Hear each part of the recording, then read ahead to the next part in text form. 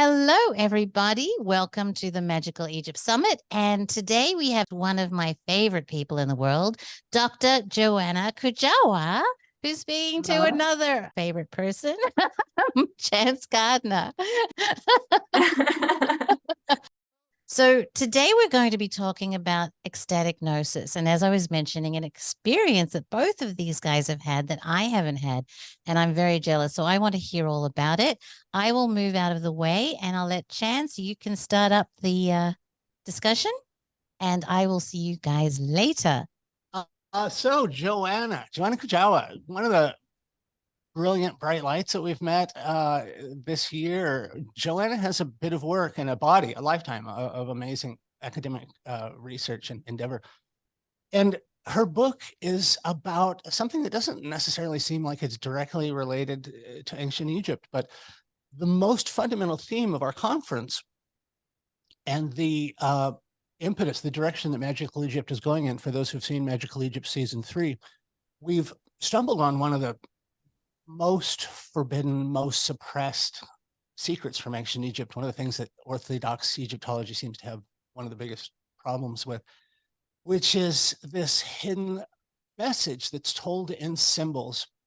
In my opinion, assessing a culture and saying that their most fundamental beliefs were a religion rather than a science, just when you say it out loud, you can see how problematic that is. And if you really want to dismiss a body of knowledge, especially a body of knowledge that is quite directly contradictory to modern Western theological ideas and directly confrontational to the modern idea of materialism, these are examples of forbidden knowledge that have been rejected from modern society, like our history, like the idea of ancient civilizations, like the possibility of a previous chapter in human history that we've all forgotten about.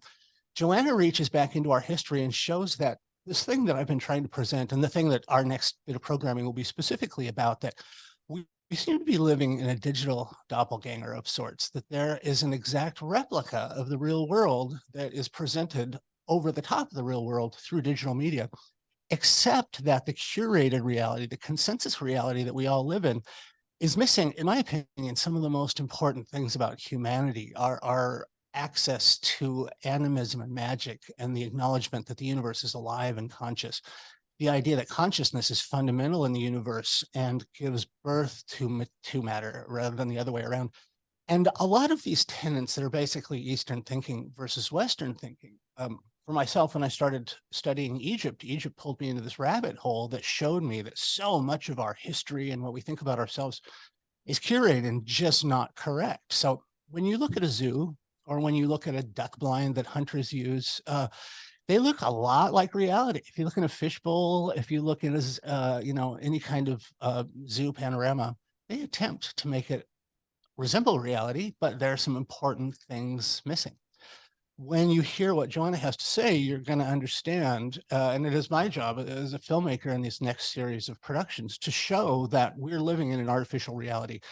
And the most important things that we might know about have somehow been edited, excised out of the collective zeitgeist. And so it's up to researchers and people like Joanna and myself and the people that we're presenting in the Magical Egypt series. And there are so many other people in so many walks of life, like Joanna, like Christopher Dunn, that are showing up and bringing their piece of the puzzle.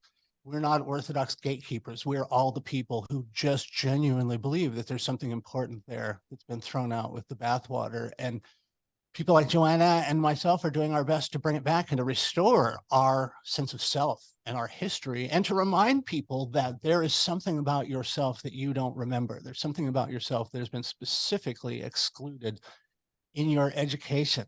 Joanna, the other goddess, give me an elevator pitch, my friend. Tell me about the book.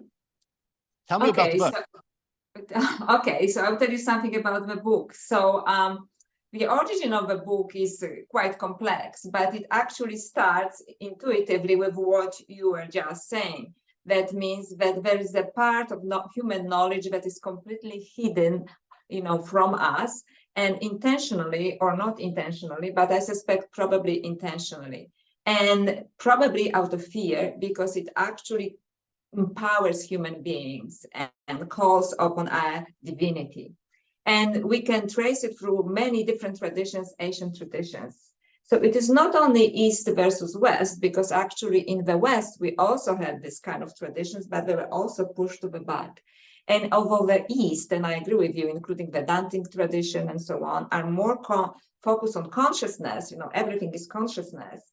Actually, the Vedic tradition, in my opinion, also kind of pushed away the most radical expression of consciousness, and including Kundalini energy, to the esoterica and into the forbidden, so to speak.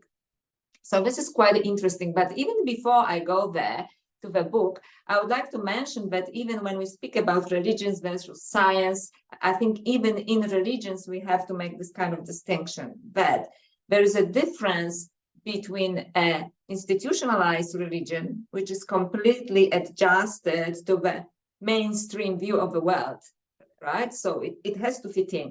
It has to fit in into this strange matrix that, we are conditioned to believe is the reality.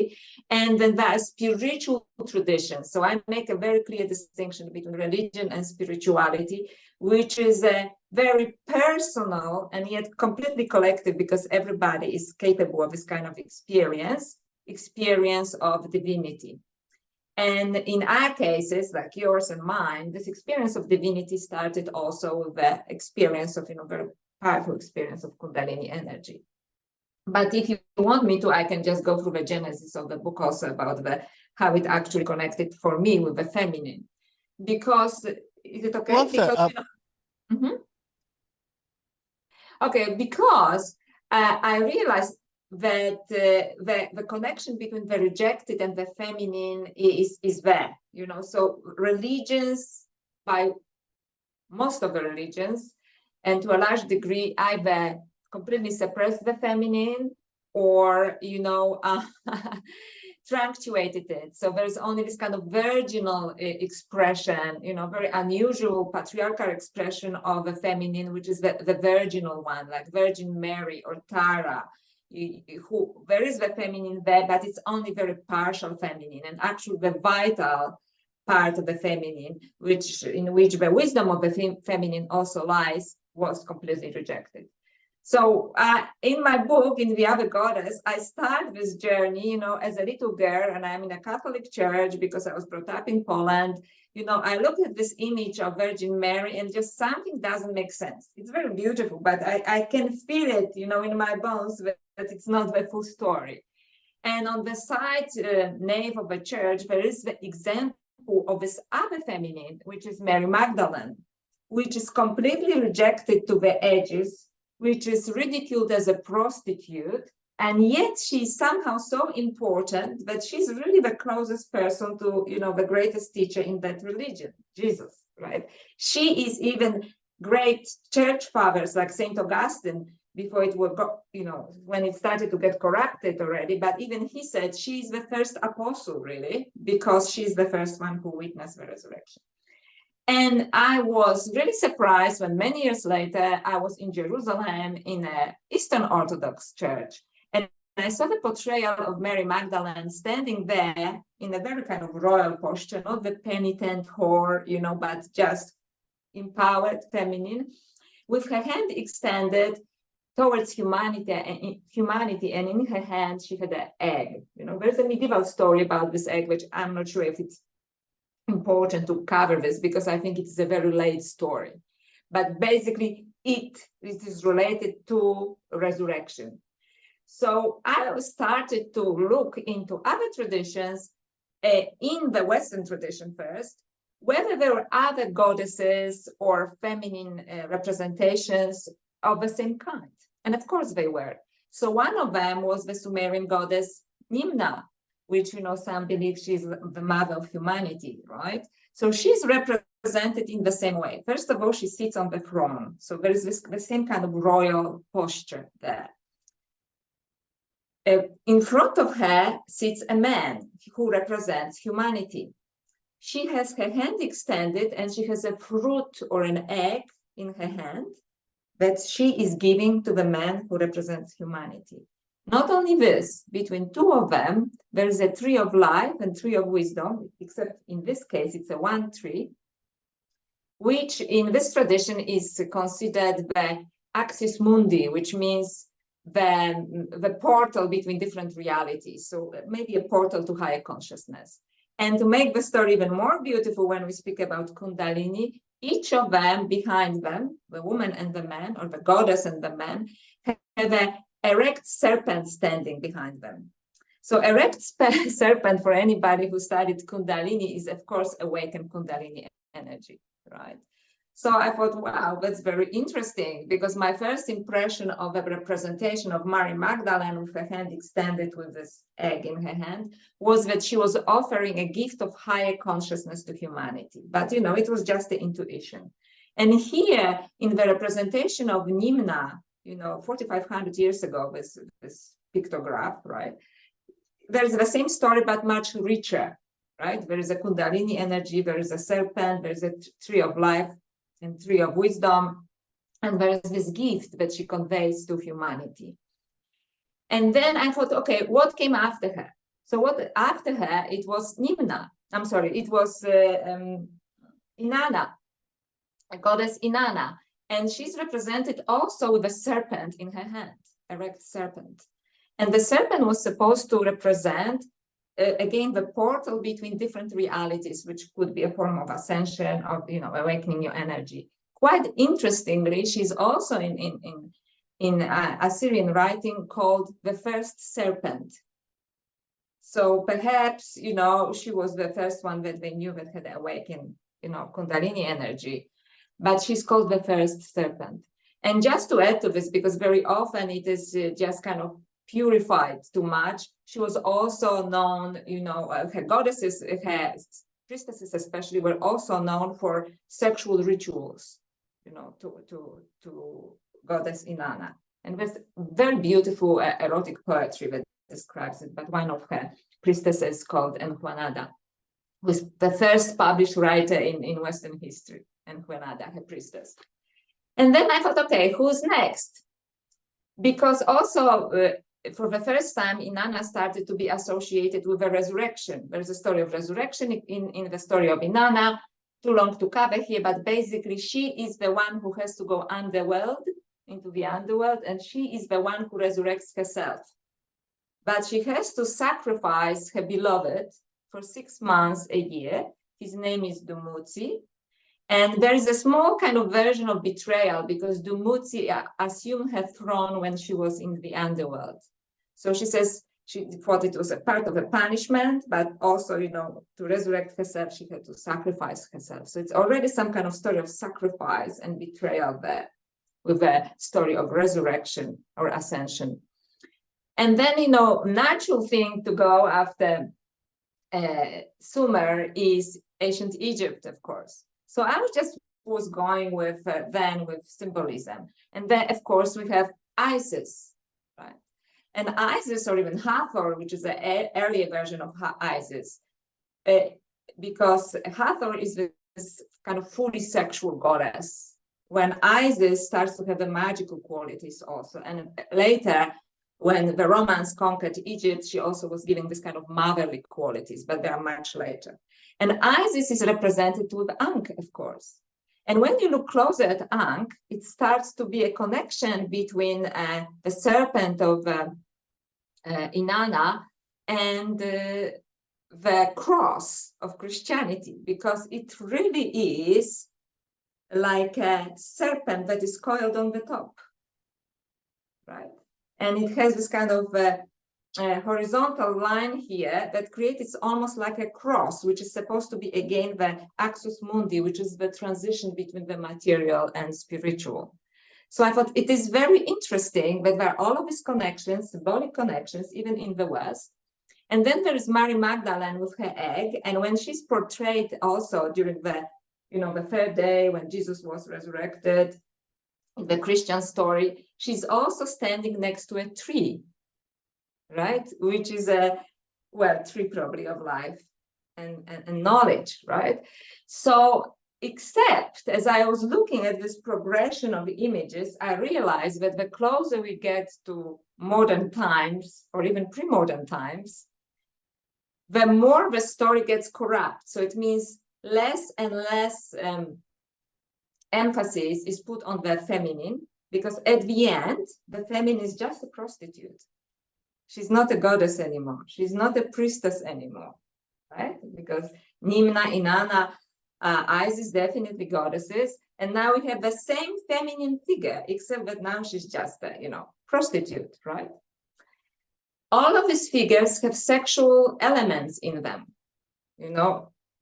at least from Inanna and Isis. How did Isis resurrected Osiris, through a sexual act, right? Mary Magdalene, now we know that there was something sexual about her, but it was completely misunderstood or misconstrued as prostitution, but there was obviously some sexual energy there. That's why she was called the prostitute.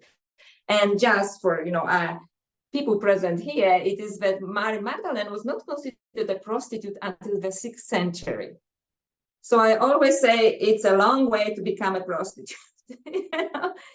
So nobody thought of her as a prostitute until the 6th century, when Pope Gregory the Great basically made a scriptural mistake and made some assumptions, and he said, she must have been a prostitute.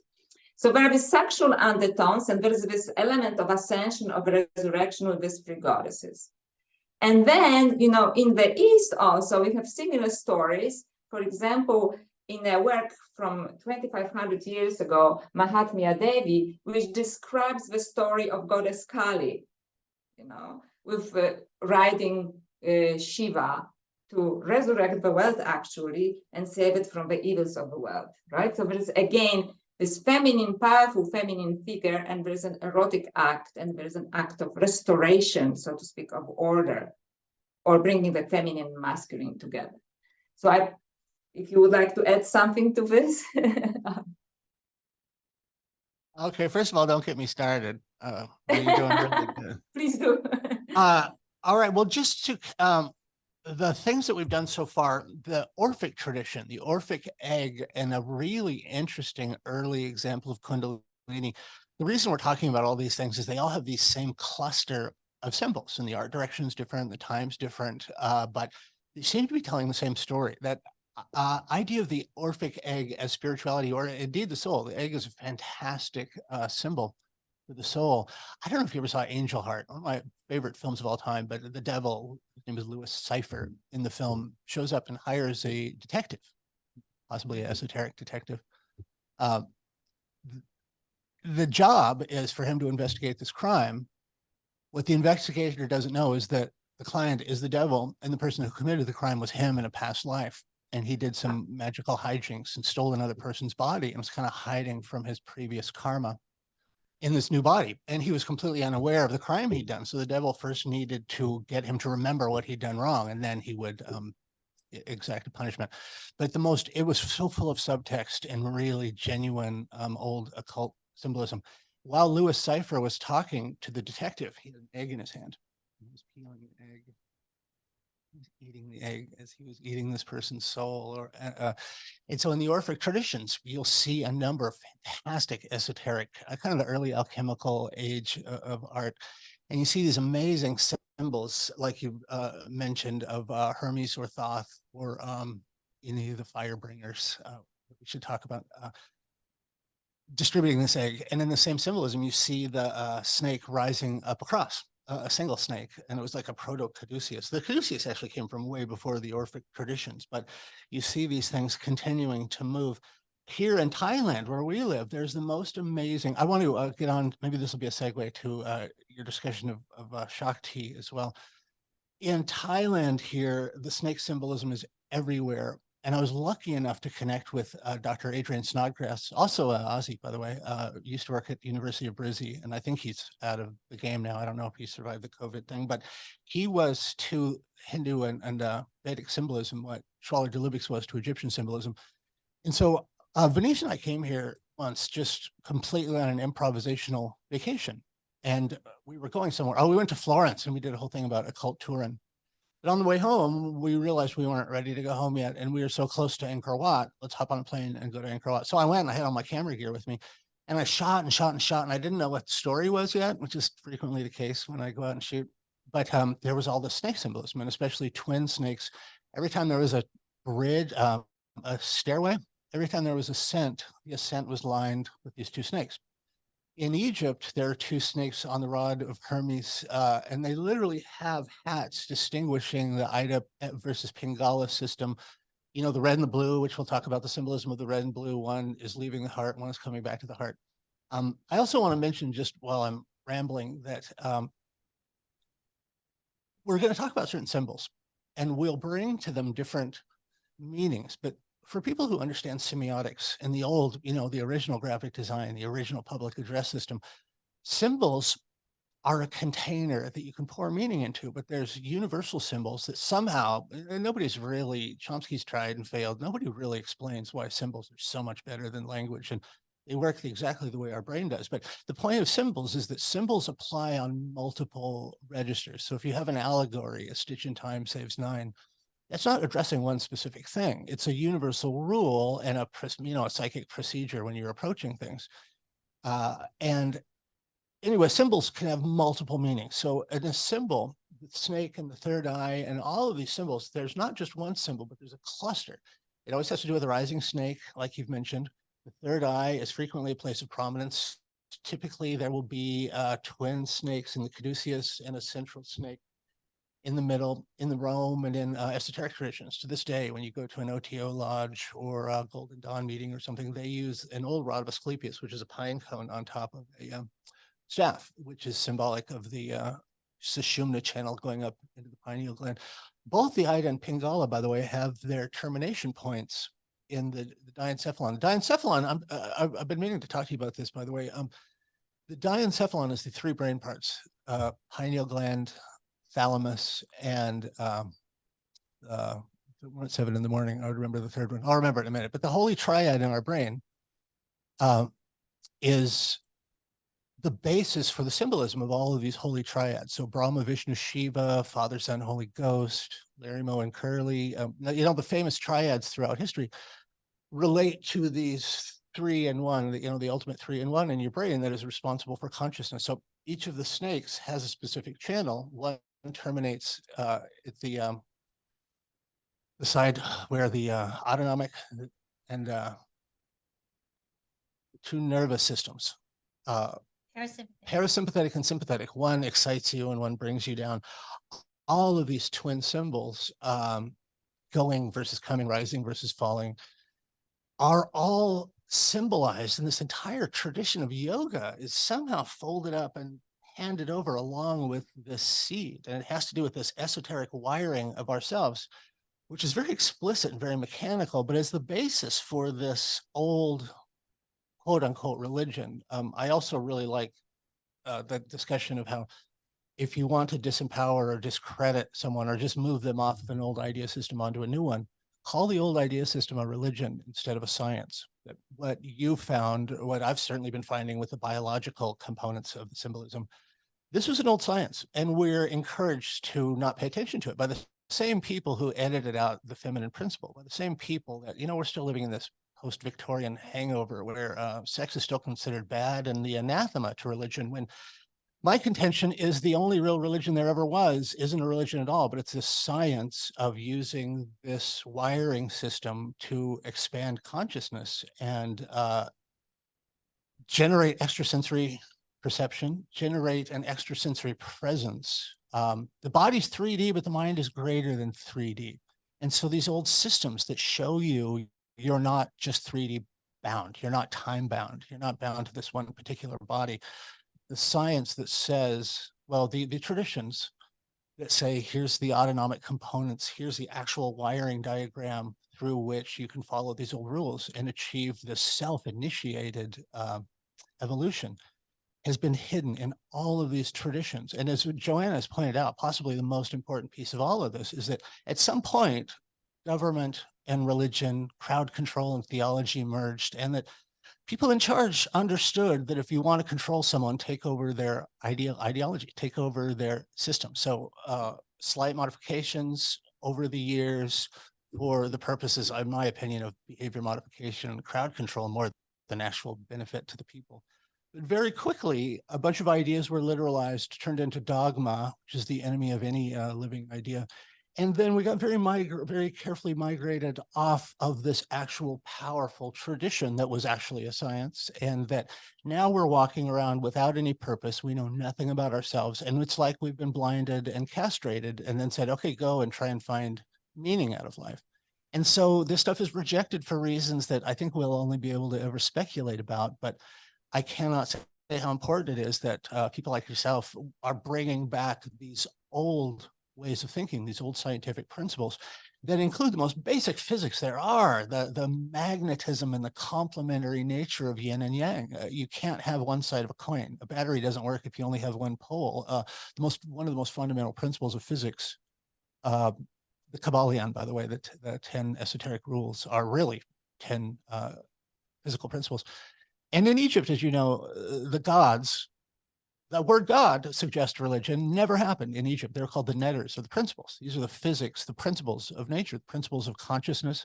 And as we said about symbols, the same 7 people, or the Agdawad, the same 7 seals, the dance of the 7 seals, the 7 gates, apply to lots of different things. They apply to hierarchies of intelligence. They apply to states of intelligence that we haven't reached, that are always there and available to anybody, but we've been taught that they don't exist by whoever edited out the feminine. I'm very sorry for that long rant, but you go now. No, this is so much. Thank you so much. Thank you, Chance. You touched upon several things. And so when I just want to say that when I speak of a feminine being edited out, I don't even want to make some feminist stand. It is just means to me that there's a form of consciousness. I'm thinking here almost like in Jungian, in modern terms, form of consciousness, because Carl Jung said we both have a masculine and a feminine form in us, animus and anima. And for some reason, our civilization at certain stage completely focused on one stage, which is animus, which is the masculine form of consciousness.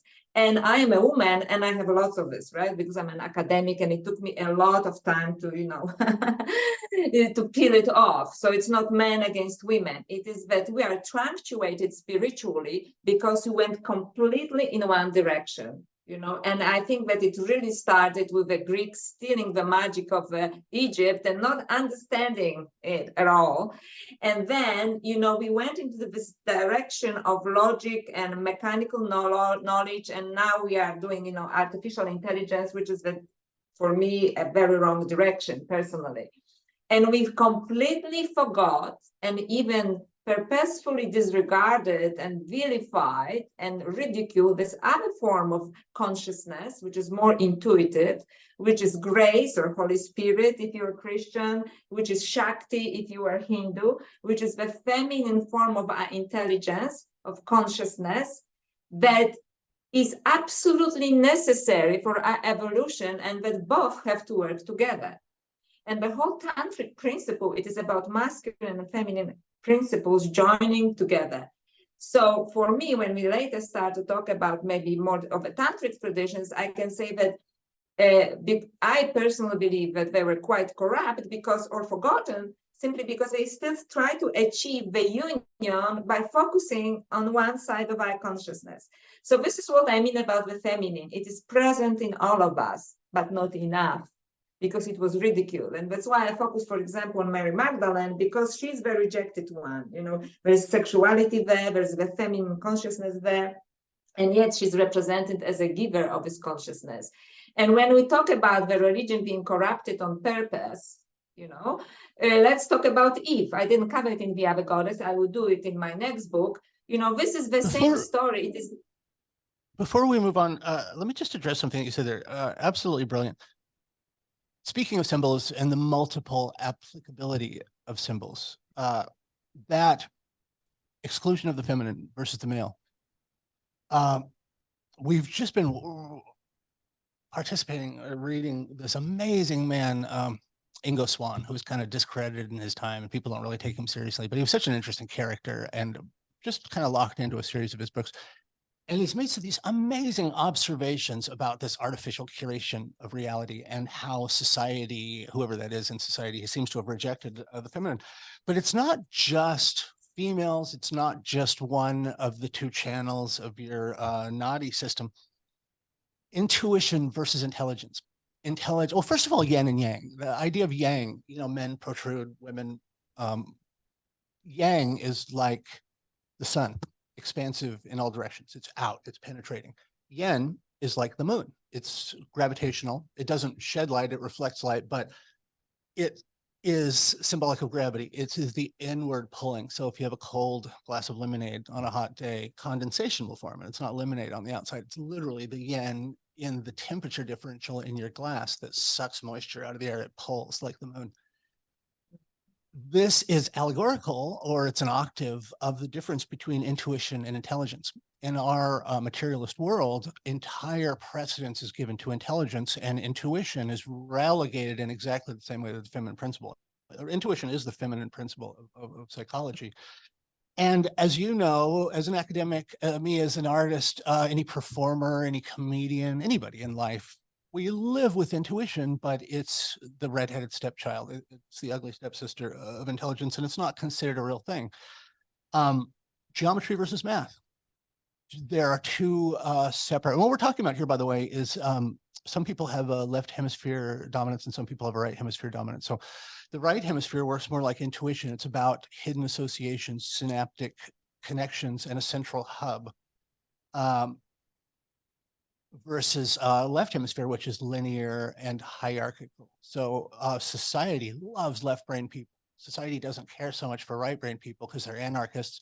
They're terrible on an assembly line because every day you want to do a different thing. You don't know what time it is. I have no idea what year it is, time, month. I just don't participate in that. Right brain people are just a different sort. Society hates that. So even the difference between left brain people who are creative and associative, nurturing, about connection and networks versus the every man for himself, and the hierarchy. How many people do you know that it's like hierarchies are great for ants and monkeys, but people do not belong in hierarchies. There's just nothing more soul killing than a hierarchy. So some people that have a left brain bend love lists. They love saying what's better than what's something else. People with a right brain will have clouds of ideas and understand the connections. And so right brain people tend to love symbolism. Ian McGilchrist wrote this amazing book that has been like my new Bible for the last few years, called The Master and His Emissary, about this constant war between the right hemisphere and the left. It has huge spiritual overtones as well. Gurdjieff used to talk about this thing, like in a coach and horses, you have these 5 components. You have the actual coach, you have the horses, you have the driver, and you have the passenger, 4 components. The horses are the emotions. The driver is the guy on top running the horses is the ego. The coach is the body. And then the passenger inside is the higher self. It might be the right brain or something. We'll also talk about this amazing Egyptian statue called the Reconciling Element that actually depicts the relationship between the left and right hemisphere with a central pharaoh governing the two. I'm interested in this. But anyway, in Ian McGilchrist's book, it is all about how the driver of the coach, your left hemisphere, the one that deals with the outside world but doesn't really know anything, the driver of the coach starts thinking he's actually the one that decides where the coach goes. So first of all, if your horses are in control, if your emotions run the show, your coach is going to drive off into the ditch and you have no control. If your carriage doesn't work, if you don't have basic health, Kundalini can't even be approached. You can't even live if you don't have this basic health. So your coach, the actual physical vehicle, has to be in shape. The driver, of course, has to be able to operate the vehicle, but then there's this 4th component. That is the passenger, and only the passenger knows the destination. So if the driver tries to take over, if the ego tries to run the show, you're never going to get to where you're going. You're just going to drive around in circles. So Ian McGilchrist's idea that for some reason our society favors left hemisphere thinking, it favors hierarchy, and it favors very immediateness.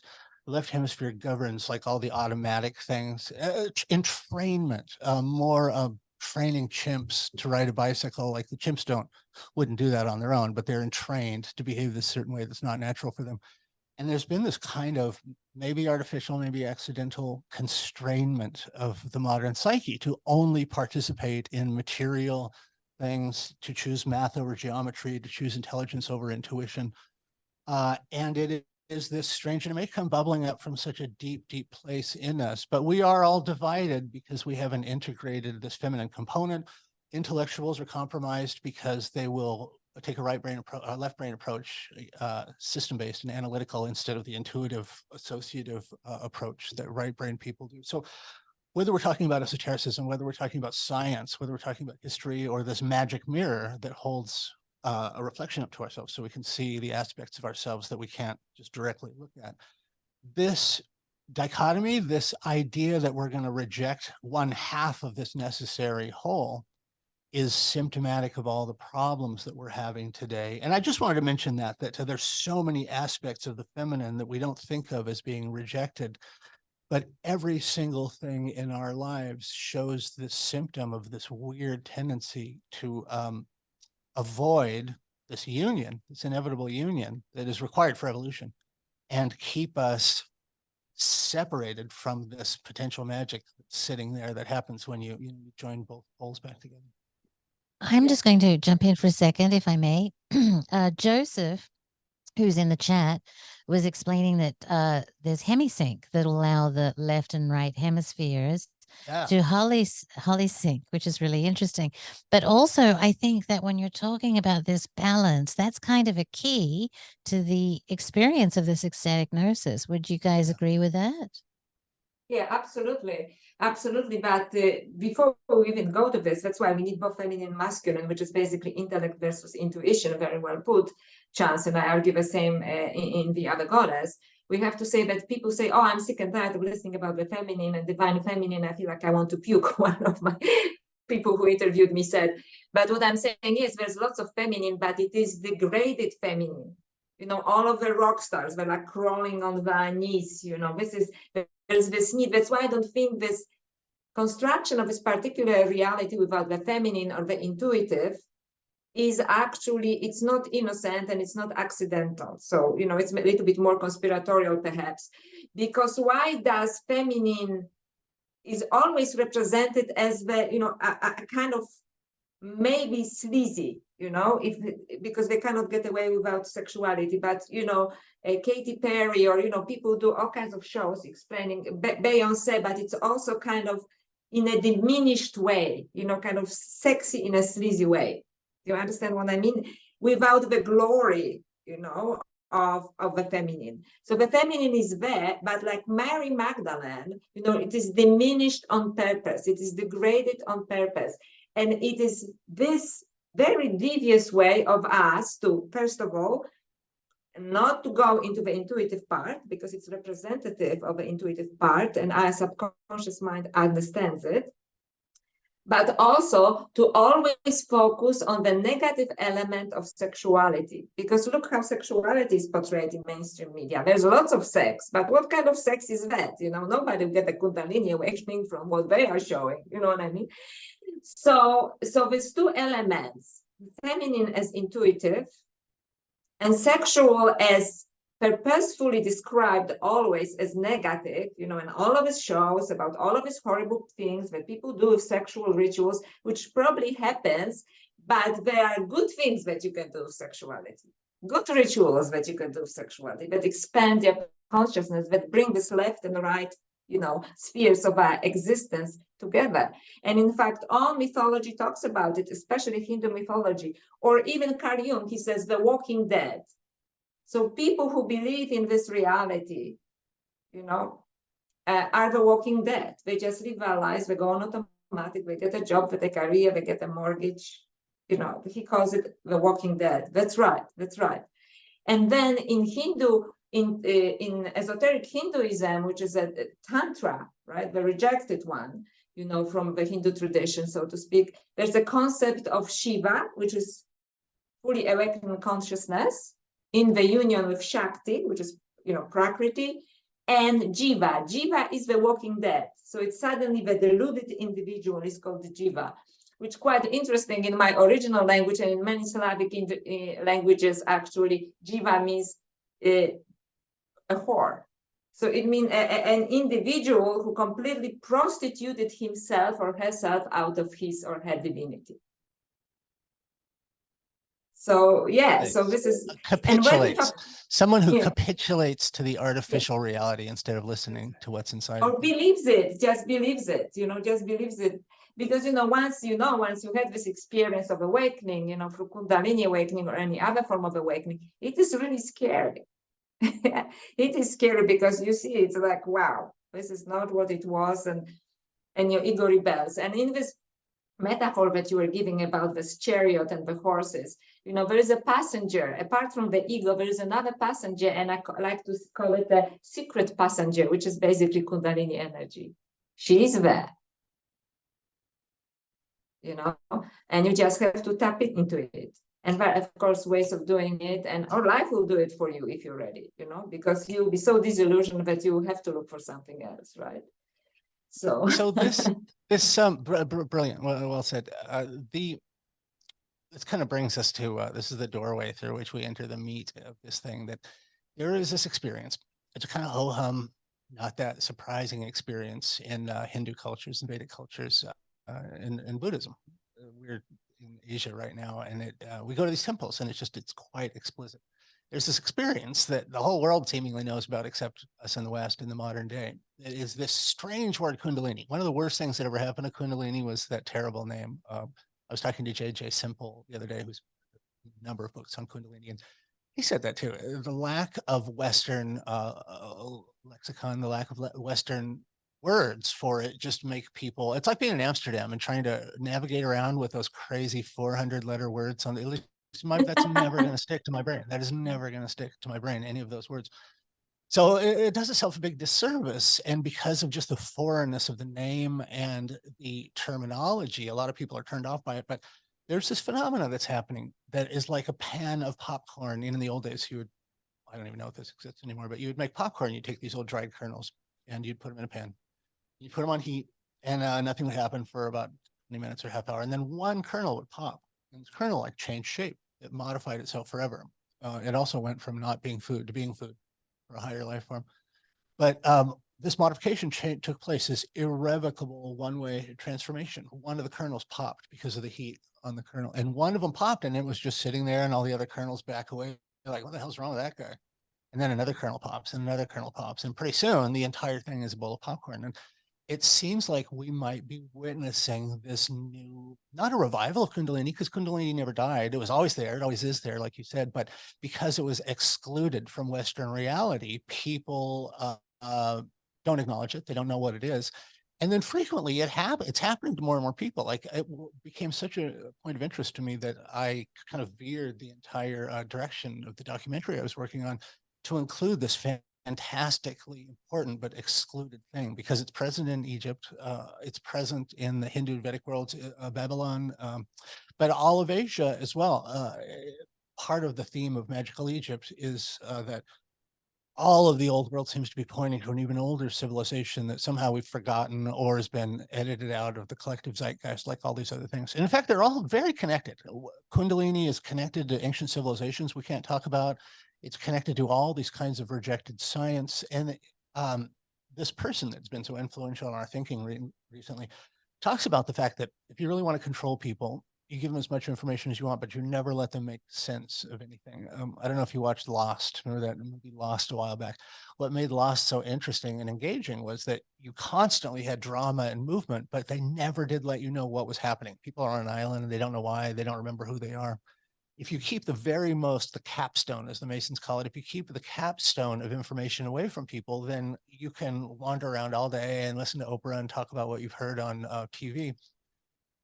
And you mimic and echo what everyone around you says, and you run around like you're in a pinball machine and nothing matters. You've had your purpose stripped from you. So in these ancient traditions, we are reminded of all these things that have been taken away from us. And we have had just enough change, just enough migration of these old sacred traditions that they don't work anymore. If this turned out to be a prison planet, what a fantastic way it would be to keep people from understanding what their situation was, and to let them have all the religion they want, but just excise the key bits that make it work. I can let my kids play in the car as long as I don't give them the car keys so they can't get into trouble. I'll let my kids play with a hand grenade as long as they don't pull the pin out. You've disabled the functionality of the physical aspect of this belief system. And then you've kept people blind and without cause for a really, I would offer, and I know you don't specifically agree with this, but I'm delighted to hear you say that it's not accidental that these things were weeded out of our consciousness. There's varying levels of nefariousness you can ascribe to this. Oh, and this might be a good time to talk about this. In your book, I love the story that you told about Shakti.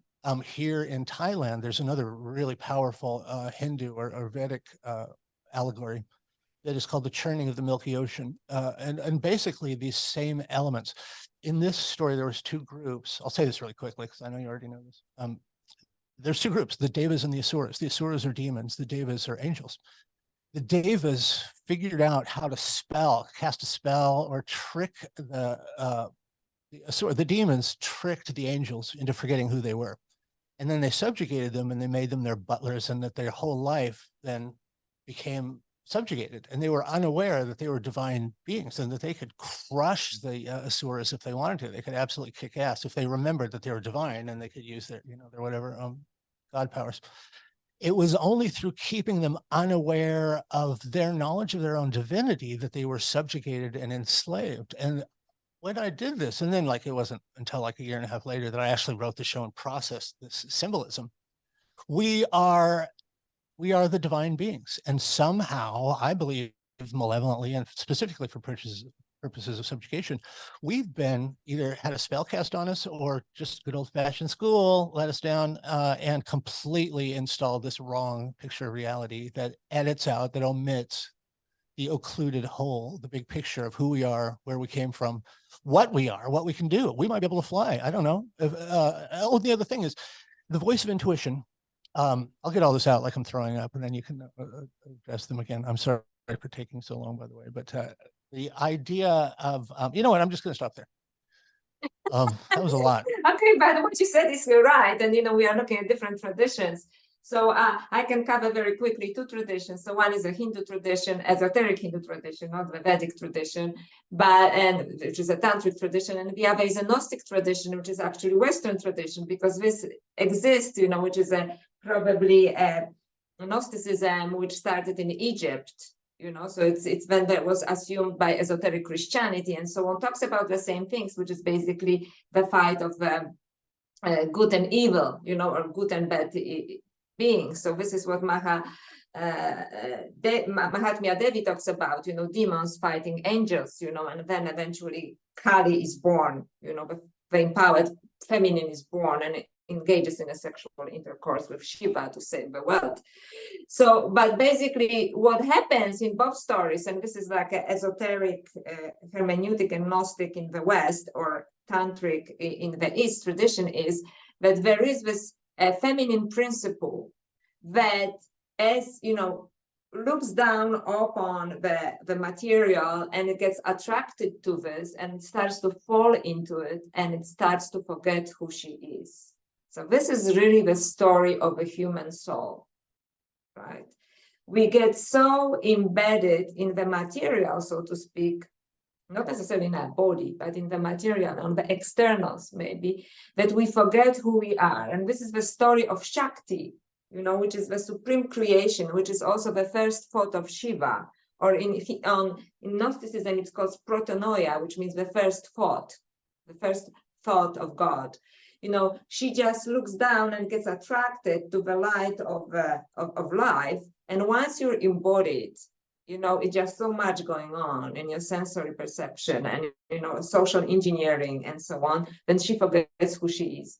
And eventually something happens. It could be usually a bad event in life, or it could be you're lucky, you had a Kundalini awakening, and you just have this full realization that this is the story of the fall, but it's not a story of sinfulness. It's especially sexual sinfulness. It has nothing to do with this, but it's the story of forgetfulness and of awakening. That's why, enlightenment is basically awakening, right? And then she starts to climb back the ladder of, in Hinduism, it's called tattvas, different levels of reality. There are 36 tattvas. So it's, you go all the way down and then you go up. Right, tattvas. And the same in Gnosticism, you have a story of goddess Sophia, which is the divine wisdom, which falls into matter, forgets who she is, and eventually she reaches out to what is called Christ consciousness there, which is basically cosmic consciousness, and remembers who she is. And she goes up, you know, back again, but part of her stays here because she wants us to be awakened. So this is the same story, right? This is the story of divine wisdom that lives within us, right? And in both, for my personal pleasure, in both of the stories, she is the feminine intelligence, which is the intuition, and in both stories she's very sexual, actually, because Sophia is also kind of by modern scholars, you know, often called the whore, or, you know, the lascivious one, you know, because there's something deeply sexual about her, right? And so is Shakti. She's the sexual partner of Shiva. So there is this fall of the soul, you know, and that is somehow created with, you know, associated with sexuality as well, right? And that she is being suppressed, she's being pushed away, right? And I think that during the, especially ecstatic gnosis, which is, you know, the kind of ecstatic awakening, which can be sexual, but not necessarily, but also sexual, it is when we actually, something happens and we bring this, you know, the soul, the Kundalini, right? And through the sexual back to the awakening, which is the most powerful, most beautiful thing. Something that you'd said, and this happens over and over again. One of the things I loved in your book, the book was great, but I mean, the whole thing was fantastic. And there was just several things that I particularly liked, but the idea that of all the commonalities of the feminine goddess, the uplifting, the thing that so many of them have in common, like Isis and Osiris, where they were instrumental in bringing their partner back from the dead. There's this thing called the lion's paw, and it's part of a Masonic, it's one of the secret symbols of Masonry. And it relates to the story. First of all, Gene Roddenberry, you know, from Star Trek, was a Mason. Yes, and yes, of course. So Yeah. many Masonic symbols and great. I was not aware of that. So. Oh man, if you go back, they're hard to slog through. They don't hold up over time. But there's an Archons episode. You know, there's an episode about Archons, fully episode about Archons. These non-material things that feed off our aggression or constantly pitting us against one another. But anyway, so Mr. Spock and the Live Long and Prosper is actually this Masonic handshake and symbol that evokes this whole allegory of Hiram Abiff being raised from the dead. And like all great esoteric traditions, this is an allegory, and it's like the alchemical plates or like tarot. You can buy the tarot and you get all the pictures for free. You can have them, they're yours, but what the pictures mean is the thing that you have to spend your whole life attributing meaning to. And so Masons tell stories the way Egyptians did, the way the old esoteric cultures do, that they'll work in allegory, and then it's up to you to figure out what that allegory applies to. And so the idea in Masonry too, the idea of an uplift, that you need a master Mason with this particular grip of the lion's paw. Lion might be representative of the golden age when we just all naturally smart again.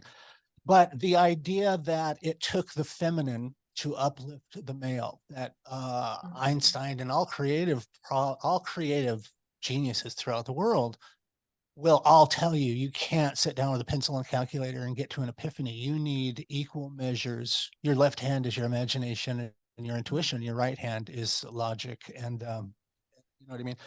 And so the idea that all of the female archetypes were involved in uplift, and that it was only through a union, yoga, by the way, means union, union of the polarities, union of the sexes, union of the hemispheres, union of the world above and the world below. And so that panoply, that beautiful bouquet of examples of symbolism from the past, you really did a good job in digging to the heart of it. What is the thing they all have in common? Is that ascension or resurrection, like you returning to the memory of yourself, you becoming alive again to your magical powers, is only possible. A lot of initiatory societies say that you're not even on the initiatory path until you've had a Kundalini thing. So a visit from Kundalini is the thing that makes a person a god, that raises the dead zombie flesh into a living, walking god. And maybe that's a good segue to the last, after your comment, but also for people who don't know even what Kundalini is, Maybe we'll segue. Please say what you're going to say, and then maybe we'll segue over to some specific Kundalini talk. Yeah, so actually I just want to say absolutely, and in Hinduism and in esoteric tantra, you know, this principle, feminine principle that actually you need to lift you up, is called spanda. And there's a tantric word from which I quote also in the other goddess. It is spanda karikas, which is basically, you know, the movement, how to do the movement of the spanda. Spanda is basically an upward shift. And it's quite interesting because in all of these traditions, it is esoteric traditions, yes, you need a feminine. So it is a little bit like modern physicists, you know, they need to have an intuitive movement and then they put it into calculations. And this is the right way. You know, you don't do calculations. First, you have the intuitive movement, then you do the calculations. So this is how it's supposed to work. Because and I know it may be controversial for some people, but, you know, when you read tantric works, it is the feminine that is needed for this, because the masculine we already know, okay? Because all our civilization is focused on the masculine. And that's why that certain tantric techniques, especially about, withdrawing semen or holding on to your semen, what is the technical name for it? I'm missing a word. Withholding semen, right? So lots of techniques, especially in Taoism, are focused on this because, believe it or not, in classical tantra, Hindu tantra, which is a very ancient thing that comes from, you know, we can talk about it, maybe it's another show, is that, you know, a man has to hold on to his seed, but this is only half of the way. So it was kind of maybe purified or being made ascetic when, you know, in classical tantra, this is only halfway. So basically a man has to withdraw his seed for two reasons, if we can get to specific. One is, so he has to hold on basically, so his woman can be ready, right? Because he needs a Shakti to get it from Shakti. And a woman is representative of Shakti. So there's one thing, he has to hold it on until she is ready so she can give him the gift of Kundalini. Then the second part is that this way he can also purify his semen, because through specific breathing techniques, you know, you move your semen, you know, by using your imagination, actually, if you modern way, you know, upward. So when your semen is purified, but also prepares you for this act. So, for example, in Tantra Loka, chapter 29, when, you know, this is the most controversial kind of almost like tantric work, it says basically that, you know, you have to kind of believe that you're Shiva as a man, right? So you embody the Shiva or the hero. So you withhold your semen for a moment to purify your semen as well. But you have to have this reverential, but also lustful, but reverential attitude towards your female partner. She represents Goddess Shakti to you. She is energy, she's Kundalini energy for you. She is going to give you this supreme gift. So very often in later traditions, this feminine was removed because there was so much, you know, and I'm not blaming anybody. These were the times. It's not right to judge, you know, different times, right? They had a different understanding. They couldn't deal with this original thing that you have to actually worship and revere the feminine, who is the giver of the Kundalini energy, because she's representative in the sexual act of energy, Kundalini energy. So gurus until nowadays, they just think they can, you know, screw around with their disciples, getting a little bit high, but they're not getting there because they forget this reverential element. So the man has to hold on to his semen for a while, first of all, so she gets ready, you know, it's basic sexual knowledge, right? But also to purify his semen. But listen up, in recently translated works on classical tantra, it says that women's channel is naturally open. It is just a physiological thing, just in the way like a woman can have multiple orgasms. So her channel is open. However, for her, most of the time, to give a gift of Kundalini to a man, it is that she has to be initiated. So her purification is not physical. Her purification is like she needs to have a basically spiritual purification, which is in tantric tradition of Kashmir Shaivism is for example, Shakti path, you know, which is by the touch, or it couldn't be by the word, or by the sound, or by the realization. But once she has it, she actually doesn't have to do anything physically. Do you see the difference? It is just she has to have an awareness of her gift, so to speak, that she is representative of this energy, not the demean, you know, sleazy, rock star sexy, you know, or, you know, I'm so virginal, you know, and or I'm just a mother of your children. None of this. It's a completely different archetype of the feminine that was forgotten. So she has to be aware of this gift, and this is often comes with initiation, you know, and it came out to me only as a realization that I had this fantastic tantric experiences after I was initiated and after I studied the text, you know, so I became a channel for this, right? So a woman actually, because I'm often asked this question with Vanessa, we had this conversation, but I only recently discovered, you know, this work, but the man has to do the physical work and the woman has to do the spiritual work. Okay, and then the magic happens. Does it make sense? And there are a number of meditations that a man can do, which actually are very explicit, like sexual meditations, you know, like entering women's vulva, you know, with your mouth and so on. And then being embraced by, you know, like basically getting into a body of a woman, you know, and while understanding that she is Shakti. And then the woman spills the Kundalini energy upon a man. And this one, when I describe it on page 47 of the other goddess, exactly happened to me, although I didn't know what was happening to me, you know. So I was engaged in an act, you know, started to feel full on movement of Kundalini energy. And this, I lit up like a bulb. And then this energy spilled upon a man, and then he went into ecstasy, which is very different from an orgasm, trust me. So, but this is, you know, this is what it is described there, because very often there's a confusion there. Why, you know, there are techniques for men and there are no techniques for women? Because we are different this way, right? I need a spiritual initiation and awareness of what archetype represent, archetype that was repressed, okay? Because you can be either a virgin or a mother or a sleaze.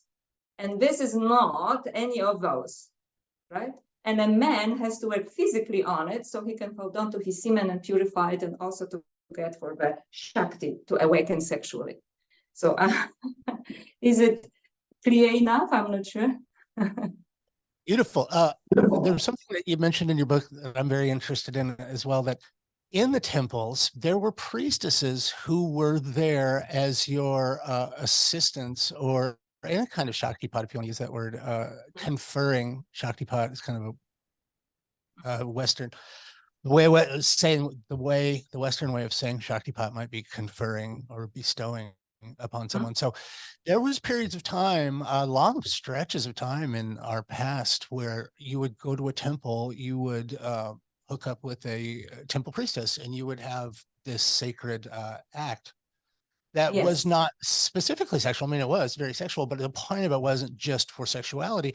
There's an interesting conversation here about fields as well. I mean, the point of male cultivation, or one of the side effects of male cultivation, is the amplification of your magnetic field, that when you're not, one of the terrible things about Western society, the addiction to porn, the overstimulation, and never addressed that the most important thing you can do to yourself is not expend semen. So during the sexual act, during reproduction, there's times when that's, you know, that's what it's for. But when you're not specifically engaged in procreation, the thing that you're saving is not just biological, but it's magnetic. It's it increases your magnetic field. The less you expend, males sexually, it amplifies your healing processes. It has something to do with even enabling the finer filaments in your synapses, so your IQ improves.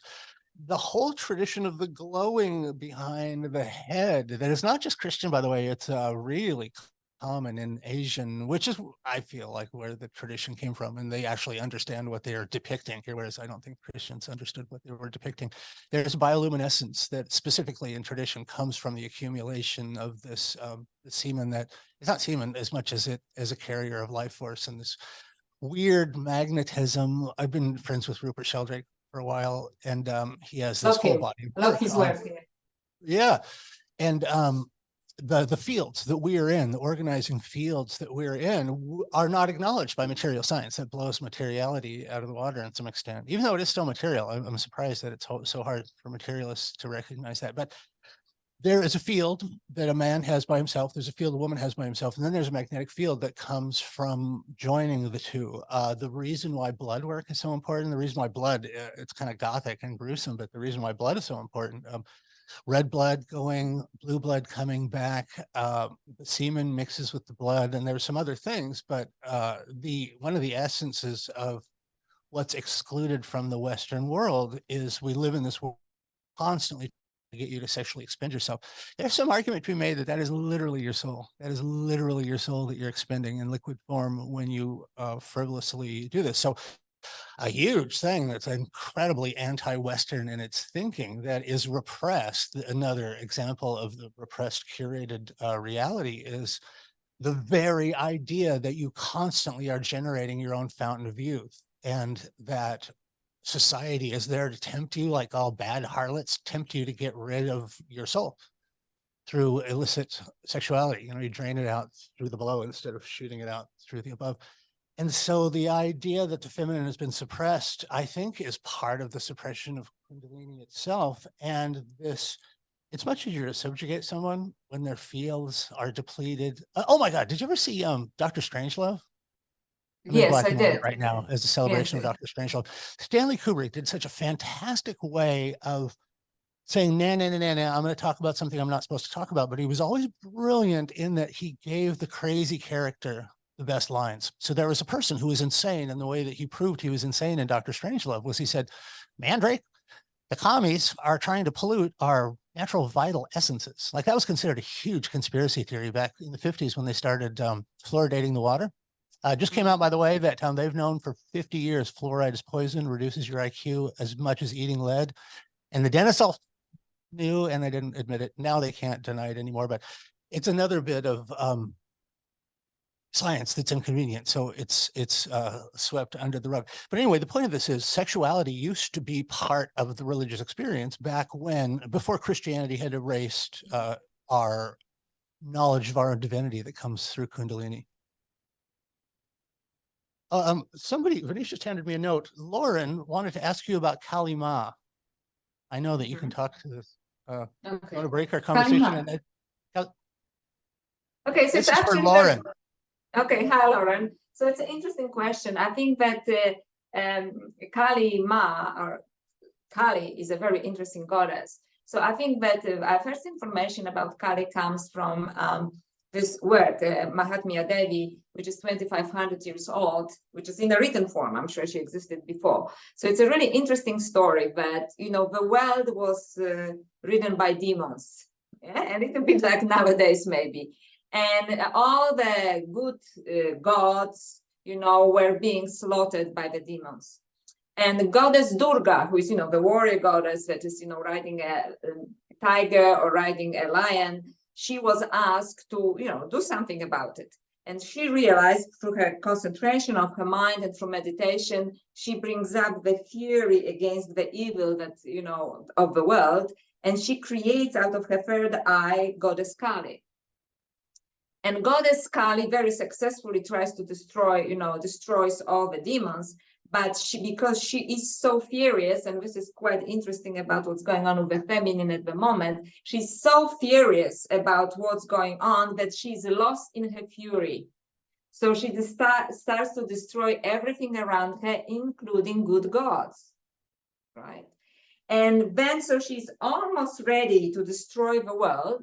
So this is the mythological, symbolic part. When she sees Shiva, and boy, is he handsome. Have you seen representations of Shiva? He's hot, okay? And they call him erotic aesthetic, right? And he's lying there on the field with his beautiful eyes open, and it's tantra, so his penis is still erect. And when she looks into his eyes, it's very much like Isis and Osiris, right? She looks into his eyes, and she goes on top of him and she's riding him. And when she's riding him, she starts to fall in love with him and starts to fall in love with the world. And she brings back harmony to the world through the union of the masculine and feminine through the sexual act. Right? So this is the birth of also goddess Sundari, which is another tantric goddess. And in my book, in The Other Goddess, I said that goddess Sundari is actually goddess Kali after she was capable of dealing with her rage, right? And she decided to go for the union with the masculine through the act of love. And goddess Sundari is another aspect of Kali without the fierce expectation. But basically, lots of women call upon goddess Kali, which is an erotic goddess. And she's the goddess of Kundalini as well, just like Sundari, except that you have to be very careful when you call on goddess Kali, because she's goddess of the radical transformation, just like Kundalini energy. Because boy, when it happens to you, your life changes, whether you like it or not, right? In a radical way. So you call upon her when you're ready to make a radical change. Did you know that the story of, I'm sure you know this, Sekhmet is that exact same story?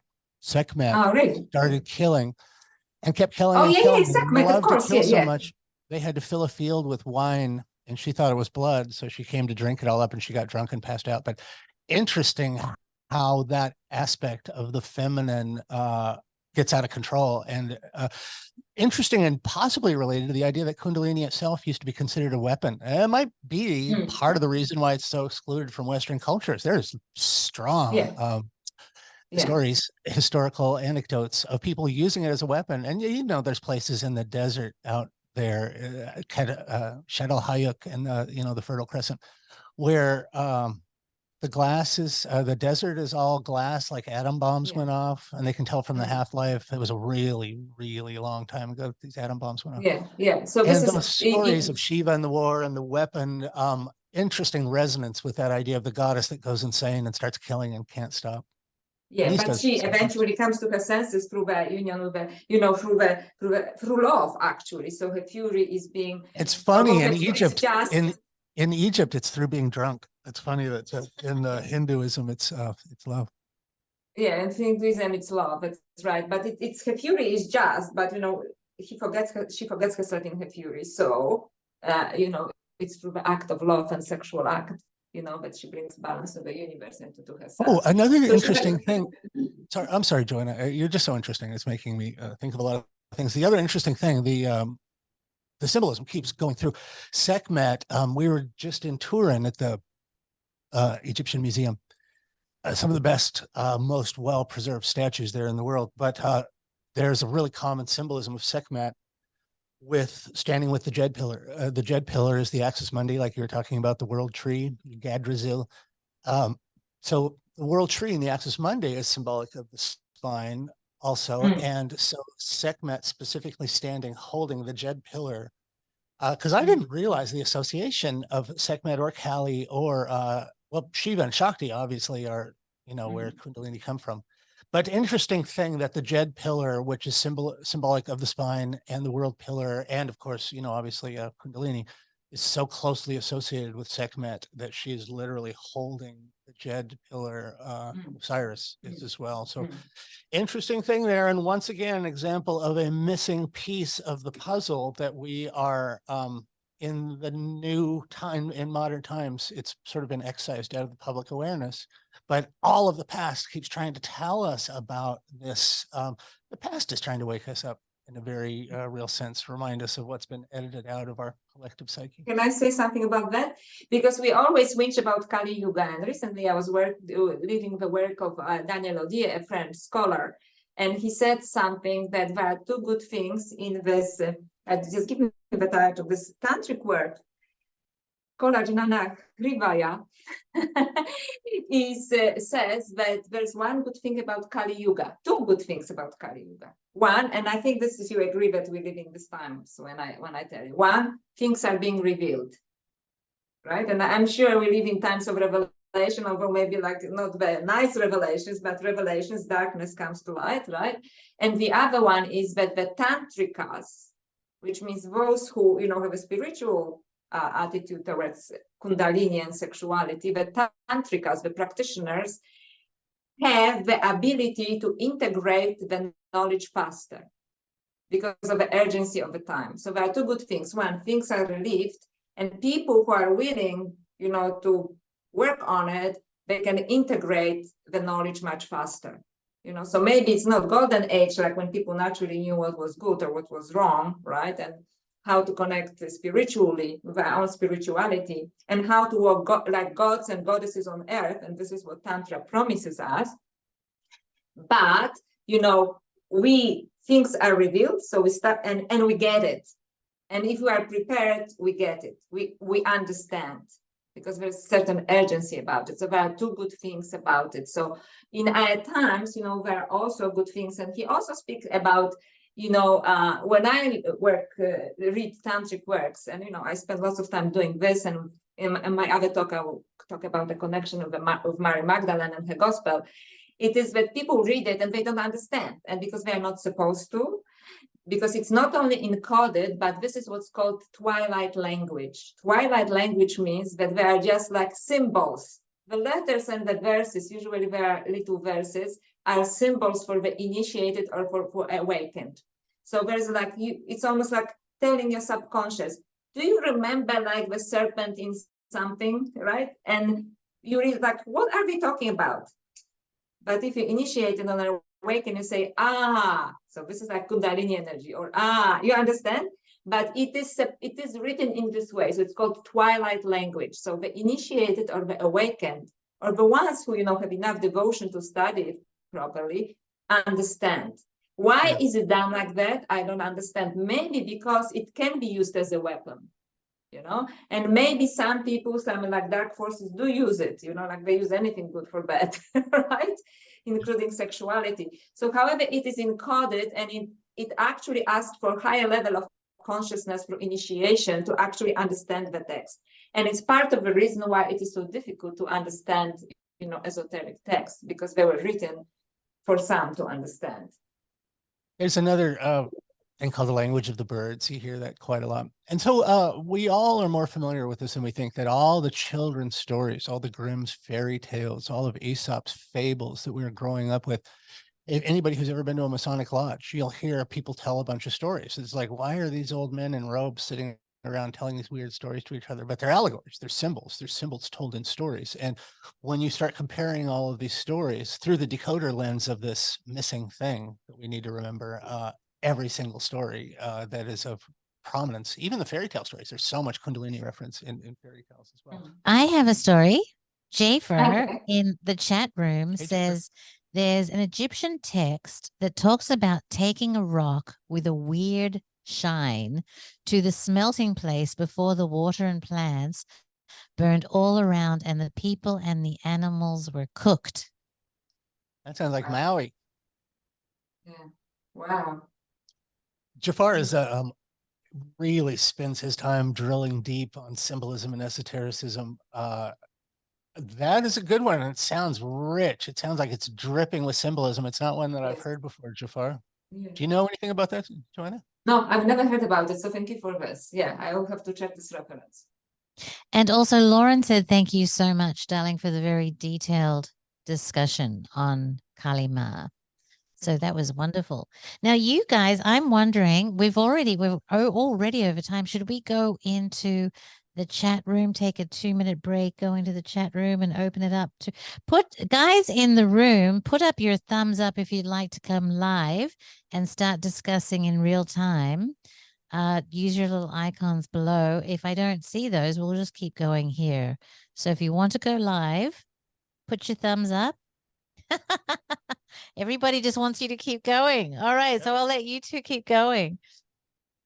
A really interesting thing that was this giant, and as far as I know, a unique discovery in magical Egypt, had to do with another place where the Kundalini traditions were embedded, and it served as a kind of literally a technical schematic. I'm very delighted to hear you say the role of imagination and our ability to visualize things is a critical part of Kundalini.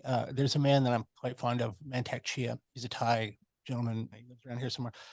And he has this kind of Thai, it's not classic Vedantic, but it's this kind of energy work And something I need to say more often, one of the things about Magical Egypt that we try and adhere to, what makes our brand different is the difference between those words speculative and operative. So you can watch Ancient Aliens, you can watch Graham Hancock, you can watch all number of things about the past, and it's all speculative. You can watch documentaries about magic or tantra, and it's all speculative. They talk about it, but they don't do it. One of the things about Magical Egypt is we try and go operative. We try and give people the tools so that you can try this out yourself. Don't take our word for anything, but all of these things relate to this vast world you have in your head. And our society is literally designed to keep your point of focus. Imagine you have a stethoscope that is your point of focus. And for some reason, you only get one. Schizophrenic people maybe get two. You can open the aperture sometimes or close it, but there's a war on for your attention. And when you go to a mall, you go out and I used to read a book every day at lunch, and you would go out to places, and in Western society, it is damn near impossible to spend any time in your own head. You go to the mall, you go to any place, they're pumping music in, there's distraction. The world likes to keep you externally oriented. So if you take your stethoscope, your point of opinion, and you put it inside of you, this whole different world, different rules of physics happen. And the world inside of you, when you take your stethoscope, that point of awareness, and you put it in different parts of your body, you can put it in your palm and just hold it there in your palm. And pretty soon you'll start to feel like your hand's on fire. You can put it on your elbow, you can put it in your heart, you can put it in your third eye. Where you put your attention, the energy in your body goes. You need imagination. But more importantly, you need to know what the inside of your body looks like. You need to know the structure of your brain. You need to know what the diencephalon is. Between the pineal and the pituitary gland, the pineal gland is slightly magnetic and the pituitary gland is slightly magnetic. When we're born, those magnetic fields don't touch each other, but through a lifetime of esoteric work and visualization, certain tantric practices and cultivation, semen cultivation, the magnetic field starts to grow in each of these places until eventually they grow to the point where they overlap, which is one of the more occult aspects of that symbol, the Vesica Pisces symbol. And at that point, you're no longer a zombie. Your third eye is open, and it accesses these higher strata of consciousness, which I think might be the reason all of this is forbidden, that we are not governable. We're terrible chickens. The expense is so much more expensive to keep chickens once the chickens remember that they can fly. Whatever the reason, I don't think we need to look into that much who's behind it or why, but the fact is there's this most important thing that you can know, the most important thing you can do to initiate this self-initiated evolution, these bringing online higher aspects, higher organs of perception. These practices have been around and yelled at us for all this time, but for some reason we've been entrained by modern society not to think there's anything there. We've been trained to think that since our body is 3D, our mind must be 3D because the mind's just a product of the body. But when we understand that the body is 3D, but the mind is not, and the secret to going forward and backward in time, is to not be stuck in 3 dimensions. It's like when you get a monkey to put his hand in a jar and grab the cookie, and then he won't let go of the cookie, so he's trapped in the jar. All he had to do was let go of the cookie. Our dependence on our physicality. Oh my God, is that pizzas? Are people sending pizzas? Oh, I'm either on fire or people are sending me pizzas, accusing me of being involved in Pizzagate. Yep. All right, too much adulation as usual. What I think is that people also, we had 100 thumbs up.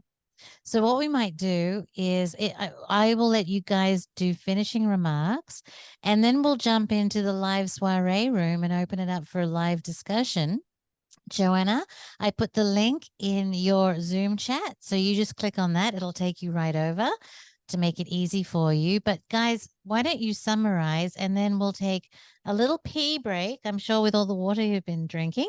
And then we will jump into soiree and have a few questions and answers. How does that sound? So, of course, I can't recommend enough Joanna's book and the other work. Joanna does classes, and she's a very accessible person, and she is on fire right now. She'll be featured in some upcoming episodes of Magical Egypt. The main thing to me is this consensus reality. The most important thing a person can do when you go through the initiatory process, you are changing your identity. You're changing your sense of self out of this filthy, rotten meat wagon, out of the temporal self into the timeless self. You're not this bag of walking meat. You are this ray of consciousness that's occupied thousands and thousands, possibly millions of lifetimes before now. So there's this principle called anamnesis, where things that you've encountered in previous lives, there's kind of a firewall, but somehow you know through intuition more than intellect, you know when something you're hearing is true. So sometimes when you sit down and just shotgun things at you, there's a part of you that can automatically know, I knew that in a previous life, or I know what's true. We have a built-in bullshit detector. And so living in this artificial reality with this digital doppelganger that TV presents, if I could do nothing else, you change your identity when you become a magician. You change your identity when you become a tantrist. You stop living in this dead, magicless, lifeless, joyless, male-bent world.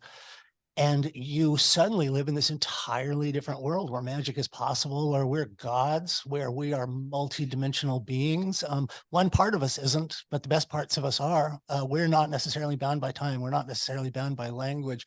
We all can talk to one another without words. The HeartMath Institute in Colorado has proved that we're all aware of the thoughts of the people around us, but we've been entrained not to listen. Don't put your stethoscope inside and monitor that particular stream of intuition. Don't put your stethoscope inside and monitor the stream of intuition, monitor the stream of information that comes from intuition and seeing.